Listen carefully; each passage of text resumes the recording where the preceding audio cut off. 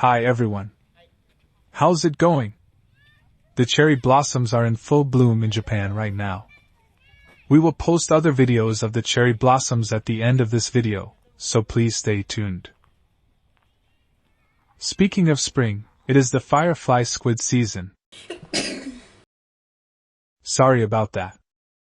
I posted videos of Firefly Squid cooking a few times last April.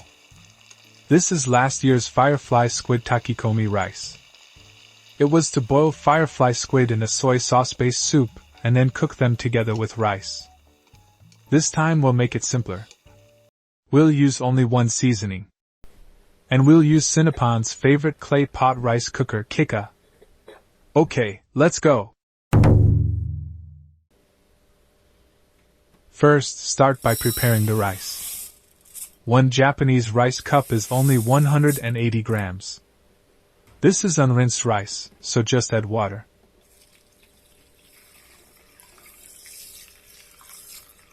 For takikomi rice, we determine the amount of water by considering the moisture in the ingredients and the amount of liquid seasoning. We'll add a small amount of liquid seasoning, so add the water just a little bit below the water scale. This is dried kelp, which is used to make soup stock. Sinapon doesn't care about small things, so she directly cuts it above the rice. She intended to cut it 5 centimeters, but it's more. Having a lot of soup stock is welcome. Cover it and let it sit for 30 minutes. Firefly squid, which are mainly caught in the Sea of Japan, are boiled like this and shipped all over the country. If you eat them raw, be careful of parasites.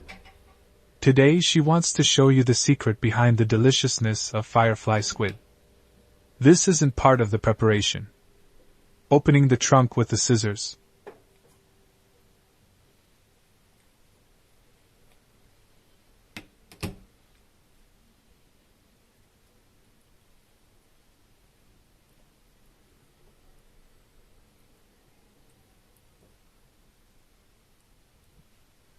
This orange part is the liver. It has a large liver for its small body, which is the secret to its deliciousness. There is a tiny siphon here. Now she'll show you why you need preparation. Boiled eyeballs become hard like this.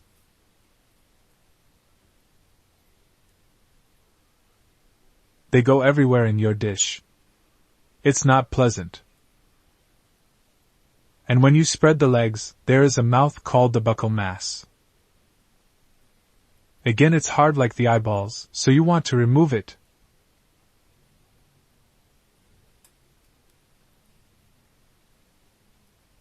Oops. It broke. Once again with another squid. Pinch this and slowly pull it out.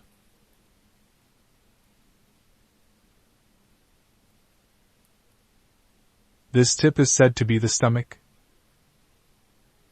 And this black line on the trunk. Below this line, the pen is hidden, so pinch it and pull it out.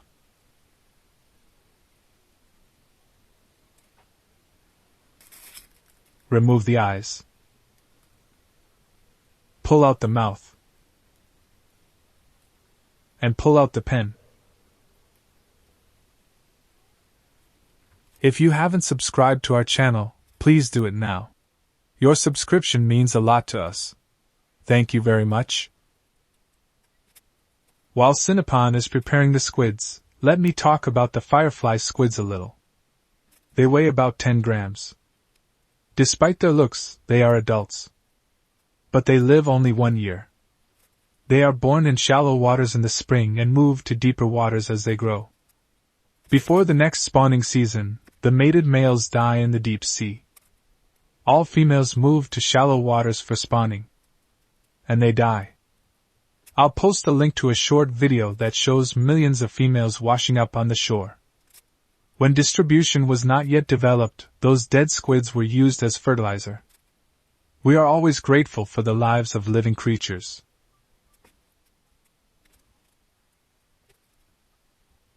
Wow, that seems so troublesome.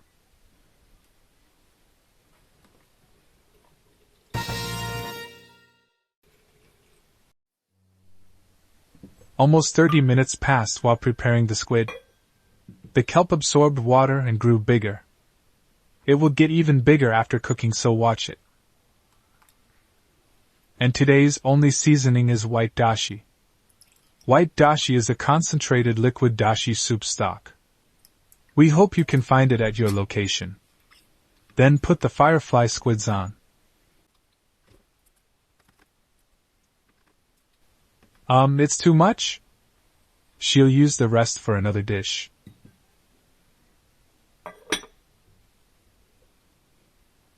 Okay, cover the lid and move it to the stove. Bring to a boil. The great thing about this clay pot rice cooker is that once it boils, you can turn off the stove. The heat stored in the thick clay steams delicious rice. Can you see the steam? You can turn off the stove. If you want some scorched rice, continue heating for a minute or two. After you turn off the stove, let it steam for 20 minutes. These are perilla leaves. We usually eat the stems as well. But this time, she will just tear off the leaves and put them on the rice. Perilla leaves are called mitsuba in Japanese, which means 3 leaves. Just like this.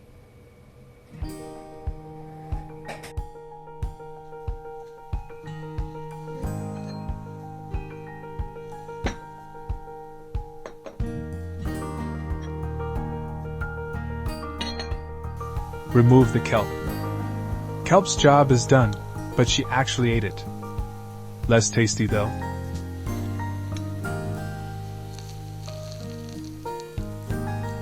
We didn't get any rice scorched this time. The extract from the squids spread the rice and it was very delicious.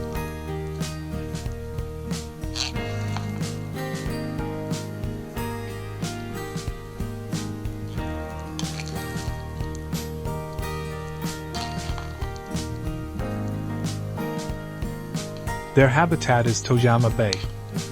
If you ever come to Japan in the spring, please look for them at izakaya or supermarkets.